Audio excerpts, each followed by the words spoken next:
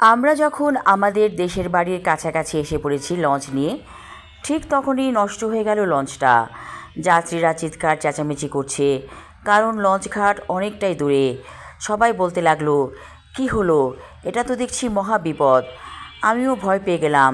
চাচা বলল, রনি, আমি তোমাকে বলেছি সমস্যা নিয়ে ভাববে না, সমস্যার সমাধান কিভাবে হবে সেটা নিয়ে ভাবো। চাচা চোখ বন্ধ করে কী যেন বলতে লাগলেন বিড়বিড় করে। আমি তাকিয়ে থাকলাম চাচার দিকে। হঠাৎ ইঞ্জিন ঠিক হয়ে গেল, লঞ্চ চলতে শুরু করলো। চাচা চোখ খুলে বললেন, আলহামদুলিল্লাহ। তারপর যথাসময়ে আমরা লঞ্চ ঘাটে ভিড়লাম লঞ্চ নিয়ে। একে একে সবাই নেমে পড়লো। আমি কথাটা চেপে রাখতে পারছিলাম না, চাচাকে শেষমেশ বলেই ফেললাম, আচ্ছা চাচা, এটা কিভাবে সম্ভব হলো? আপনি চোখ বন্ধ করে কি পড়লেন আর লঞ্চ ঠিক হয়ে গেল? চাচা মৃদু হেসে বললেন, রনি, ধৈর্য ধরো, সব কিছু একসাথে জানতে চেও না, তাহলে ধৈর্যের বাঁধ ভেঙে যাবে তোমার। কারণ ধৈর্য হচ্ছে একটা শক্তি, এই শক্তিকে যত তুমি অর্জন করবে তোমার জন্য তত ভালো। আমরা যখন বাড়িতে প্রবেশ করলাম আমাদেরকে দেখে সবাই দৌড়ে এলো। বিশেষ করে আমাকে দেখে সবাই খুশি, বলতে লাগলো, ছোট্ট ছেলেটা এত বড় হয়ে গেছে। আমি কিছুটা লজ্জা পেলাম, কারণ ওই বয়সটা ছিল লজ্জা পাওয়ার বয়স। আমি কিছুতেই ফ্রি হতে পারছিলাম না। তারপর চাচি আমাকে বলল, এত লজ্জা পেলে চলবে, এসো ঘরে এসো। আমরা ঘরে প্রবেশ করতেই চাচি বললেন, তোমরা কিছুক্ষণ বিশ্রাম নাও, তারপর পুকুর থেকে গোসল করে এসো।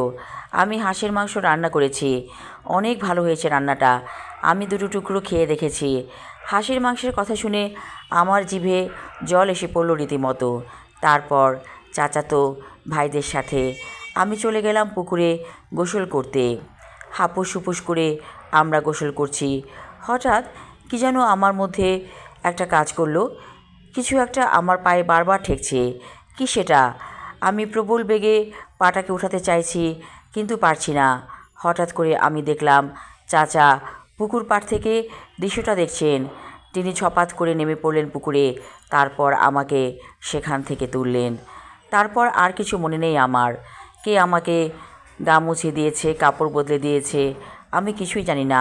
যখন আমার অজ্ঞান অবস্থা ভেঙে গেল, দেখলাম সবাই আমাকে দেখছে। বলতে লাগলো, কি হয়েছে রনি?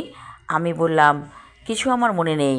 চাচি বলল, ওর প্রচণ্ড খিদে পেয়েছে, খাবার দিতে হবে।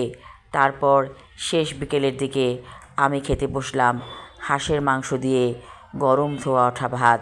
আমার জন্য নতুন করে ভাত রান্না করা হয়েছে, কারণ যেই ভাতগুলো ছিল সেগুলো ঠান্ডা হয়ে গেছে। চাচি নতুন করে আমার জন্য মাটির চুলায় রান্না চড়িয়েছিল। ভাত খেতে খেতে আমি অনেক ভাত খেয়ে ফেললাম। আসলে আমি একটু খাদ্যরসিক ছিলাম, যে খাবারটা আমার ভালো লাগে সেটা আমি খেতেই থাকি। চাচি আমাকে মাংস দিয়ে যাচ্ছে। শেষমেশ মাংস খাবার পরে আমাকে দেয়া হলো এক বাটি পায়েস। হঠাৎ কে যেন আমার কানের কাছে এসে বলল, আমার জন্য একটু পায়েস রেখো। আমি চমকে উঠে বললাম, কে তুমি? কেউ আর কিছু বলল না। আমি চাচিকে বললাম, চাচি, আমাকে আরও এক বাটি পায়েস দিন, এই পায়েসটা আমি পরে খাবো। চাচি আমাকে খুশি মনে আরও এক বাটি পায়েস ঢেলে দিল ডেকচি থেকে। তারপর আমি চলে গেলাম হাত মুখ ধুয়ে বাইরে। এখন সন্ধ্যা নেমেছে ঝুপঝুপ করে। আমি ভাবতে লাগলাম, আমার সাথে এসব কি হচ্ছে? আমার কাছে কি আলগা কিছু ভর করতে চাচ্ছে? কথাটা চাচার কাছে বলতেই হবে। যখন আমি ভাবছিলাম চাচাকে বলবো কথাটা, ঠিক সেই মুহূর্তে আমার মাথার মধ্যে কে যেন আবার বিড়বিড় করে মেসেজ দিল, এই কথা এখন বলো না, তোমার বড় রকমের বিপদ হয়ে যাবে। আমি চুপ হয়ে গেলাম। চাচি বলল, রনি, পায়েসটা তুমি খেয়ে ফেলেছো, ভালোই হয়েছে। আমি কিছুটা অবাক হলাম, কারণ পায়েসটা আমি খাইনি। তাহলে অতি প্রাকৃত কোনো কিছু খেয়ে গিয়েছে, বাটির পায়েস। চাচি বলল, তোমার কাছে ভালো লেগেছে হাঁসের তরকারি? আমি বললাম, অসাধারণ, অনেক দিন এমন করে খাইনি। চাচি বলল, আমি তো অনেক ঝাল দিয়েছি। আমি বললাম, ঝাল আমি পছন্দ করি। আর পায়েস, পায়েস খেতে কেমন হয়েছে? আমি বললাম, অনেক ভালো হয়েছে বলেই তো দুই বাটি পায়েস সাবার করে দিয়েছি। চাচি হেসে বলল, বাহ, তুমি তো চমৎকার কথা বলো। এমন সময় আমার চাচা এসে পিঠে হাত রাখলো, বলল, রনি, চল আমবাগানে যাই, তোর সাথে আমার কথা আছে। আমি চাচার সাথে যখন আমবাগানে এলাম তখন চাচা আমাকে একটা অদ্ভুত কথা বলল। তিনি বলল, একটা জিন আমাকে অনেক ডিস্টার্ব করে, সেই জিনটা তোকেও ডিস্টার্ব করছে। আমি সব বুঝতে পারছি। রনি রে, তুই আমার পাশে এসে দাঁড়া। আমার 3টা মেয়ে, ছেলে নেই। তুই যদি আমার পাশে থাকিস আমি অনেক বল পাবো। আমি বললাম, তাহলে আমার আব্বা তো কষ্ট পাবে। চাচা বলল, তোর আরও ভাই আছে, আমি তোকে তোর বাবার কাছ থেকে চেয়ে নিব। আমার কাছে একটা ভালো লাগা কাজ করছে, মনে হচ্ছে আমি চাচার সঙ্গী হব।